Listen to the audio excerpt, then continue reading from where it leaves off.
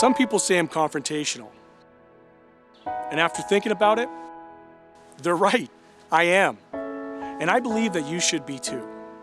Because we are confronting some of the most urgent and heart-wrenching issues of our time here in Canada and around the world. In spite of all that we've recently learned about the atrocities of the so-called residential school system, this government continues to fight residential school survivors in court. This government can't even provide basic clean drinking water on reserves in spite of repeated campaign promises to do just that. Canadians need action, and they need it right now. We've heard these words before. The question through you, Mr. Speaker, is will this government act now on reconciliation by stop dragging Indigenous kids to court? And this summer, an entire town in BC burned to the ground in hours. And we all know that rising temperatures and extreme weather, catastrophic climate change, is the culprit.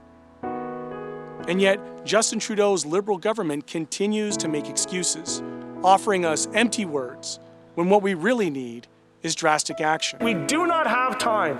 The science is clear that we have an opportunity right now in this moment to change course. That if we don't intervene right now in these critical years, that the changes and impacts of catastrophic climate change will become irreversible. And we are now finally just crawling out from a year and a half of an unprecedented global COVID pandemic.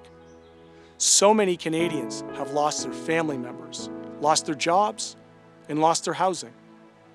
But instead of bold action on social and affordable housing or real financial relief for people pushed to the brink of bankruptcy, Bay Street and the billionaire class got a $750 billion bailout, while working-class Canadians get stuck holding the bag because Justin Trudeau refuses to tax the billionaire class. The housing crisis that is happening in Hamilton exists across Canada, and it needs to end. If this Liberal government truly believes that housing is a human right, then actions must be taken to stop catering to foreign investors, speculators, and land hoarders, and finally end the gross profiteering off of one of our society's most basic necessities of life, housing.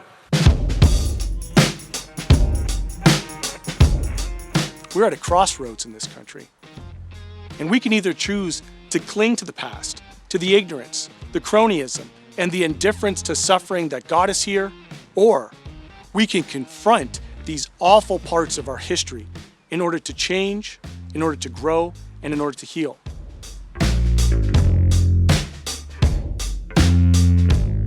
So that's our work.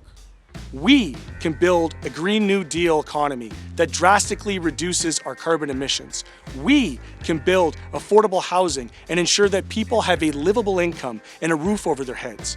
We can answer the calls to action of the Truth and Reconciliation Report and finally begin healing with our Indigenous neighbors. But yes, it's going to take confronting old ways in order to get to that new, more caring and compassionate place.